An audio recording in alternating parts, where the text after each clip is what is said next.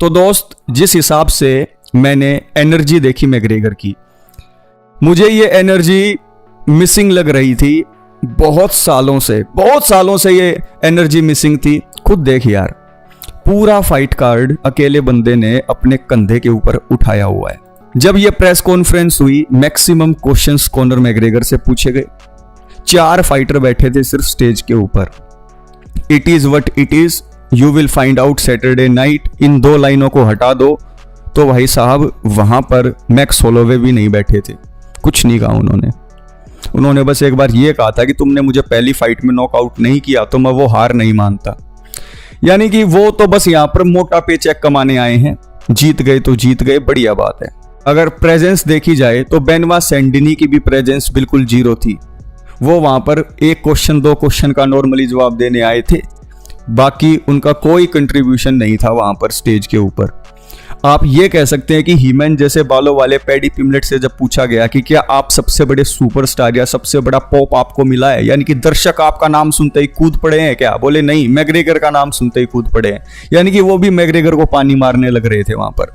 तो अगर ये कहा जाए कि ये पूरी प्रेस कॉन्फ्रेंस, पूरे के पूरे सीन को सिर्फ एक ही आदमी लीड कर रहा था, and that person was Conor McGregor. भाई साहब क्या एनर्जी थी। थोड़ी बहुत कमी पेशी अगर मान लो उसमें रह गई थी प्रेस कॉन्फ्रेंस में, तो भाई साहब उसने यहाँ पर पूरी कर दी। भाई साहब जब फेस ऑफ हो रहा था पूरी कमी पूरी कर दी। अब खुद देखो यार, आप यहाँ पर कॉनर मैग्रेगर ने ऐसे दोनों हाथों में बेल्ट पकड़ी हुई है। यानी कि आप खुद बताओ, इससे अल्टीमेट ओरा फार्मिंग आपने देखी है पूरी यूएफसी में। और ये वो बंदा है दोस्तों जो 5 साल के बाद आ रहा है और अपनी पिछली फाइट्स ये जीता भी नहीं, लेकिन उसके बाद भी आप यहाँ पर कॉनर मैग्रेगर का ओरा फार्मिंग करने का तरीका देख सकते हो। तो दोस्त, आप चाहे कुछ भी कहो, मेरे जैसे आदमी कितनी वीडियो बना ले कि मैग्रेगर ये डिजर्व नहीं करता, मैग्रेगर की ये आइप खत्म हो गई, वो आइप खत्म हो गई, लेकिन रियलिटी ये है कि अगर आप वेस्टर्न वर्ल्ड की बात करें, अगर आप अमेरिका की बात करें, अगर आप आयरलैंड की बात करें, या फिर आप ये कहें कि जो विदेशी लोग हैं उनके अंदर, तो भाई मैग्रेगर की हाइप बिल्कुल मुझे लग रहा है कि भाई ऑन द टॉप होती जा रही है। और अगर ये फाइट वो जीत जाते हैं तो आप यकीन मानिएगा अल्टीमेट लेवल पर उनकी हाइप पहुंच जाएगी एक बार फिर से। दोस्त, किस्मत की बात होती है। आदमी अपने माथे के ऊपर किस्मत लिखवा के आता है।